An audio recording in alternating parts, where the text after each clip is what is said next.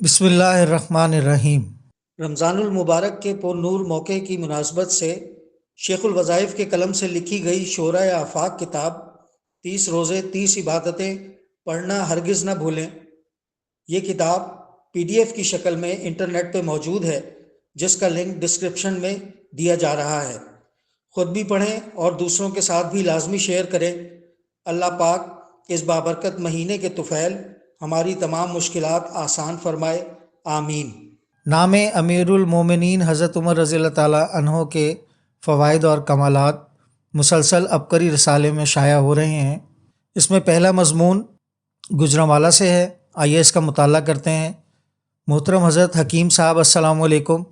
اللہ کے نگہبان فرشتے ہر وقت ہر جگہ آپ اور آپ کی نسلوں کی حفاظت پر مامور رہیں، آمین ثم آمین۔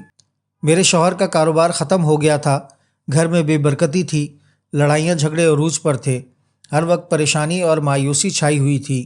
ہر کوئی میرے شوہر کو میرے خلاف بھڑکاتا رہتا تھا، حاسدین کو بھی موقع مل گیا، حتیٰ کہ یہاں تک کہتے تھے کہ اسے ذلیل و رسوا کر کے گھر سے نکال دیا جائے۔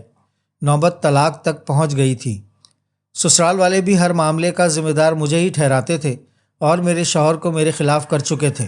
ہماری دنیا تاریک ہو گئی۔ اندھیروں بھری زندگی میں عبقری رسالہ روشنی کی کرن بن کر آیا۔ عبقری کی نسبت نے میرا گھر ٹوٹنے سے بچا لیا۔ نومبر 2023 کے عبقری شمارے میں دریائے نیل کا تعویذ شائع ہوا۔ میں نے اس تعویذ کو لکھا، تھوڑے ہی عرصے میں اس کی برکت ملنا شروع ہو گئی۔ شوہر کے دل میں میری عزت بھی بڑھ گئی، اختلافات اور رنجشیں ختم ہو گئیں اور بے گھر ہونے سے بھی بچ گئی۔ پھر شب جمعہ کی روحانی محافل سننا شروع کی، جس کی برکت سے میرے شوہر کی نوکری بھی بحال ہو گئی اور عزت بھی مل گئی۔ اب سسرال والے بھی میری عزت کرتے ہیں، گھر میں سکون کا ماحول ہو گیا ہے۔ تسبیح خانے کے اعمال نے بھٹکے ہوئے لوگوں کو انسانیت کے احساس اور نیک اعمال پر لگا دیا ہے، جس کی بدولت زندگی میں سکون میسر ہوا ہے۔ دوسرا مضمون نقاش علی منڈی بہاؤدین سے تحریر کرتے ہیں، نافرمان اولاد کو راہ راست پر لانے کا عمل۔ میں وہ انسان ہوں جو گھر والوں کی لاکھ کوششوں کے باوجود بھی حفظ نہ کر سکا، دل نہیں کرتا تھا۔ میری اس کیفیت سے گھر والے بہت پریشان تھے۔ ان کی بہت خواہش تھی کہ میں جلد از جلد قرآن پاک حفظ کر لوں، مگر ذہن اور دل کسی جکڑن کا شکار محسوس ہوتے۔ سمجھ نہیں آتی تھی ایسا کیوں ہو رہا ہے۔ تسبیح خانہ حاضر ہوا، اعمال اور وظائف کیے، ماشاءاللہ اب میں حافظ قرآن بن گیا ہوں۔ آن لائن روحانی محافل سنتا ہوں۔ میری والدہ بھی آپ کے بتائے ہوئے وظائف اور اعمال کرتی ہیں۔ انہیں جب لگتا ہے کہ میں ان کی بات نہیں مان رہا، نافرمانی کر رہا ہوں اور راہ راست سے ہٹ رہا ہوں، تو وہ امیر المومنین حضرت عمر رضی اللہ تعالیٰ عنہ کو 200 بار سورہ اخلاص پڑھ کر ہدیہ کرتی ہیں اور میں راہ راست پر آ جاتا ہوں۔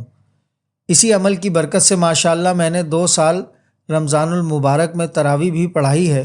اب پنجگانہ نماز باجماعت پڑھتا ہوں اور اکثر امامت بھی کرواتا ہوں۔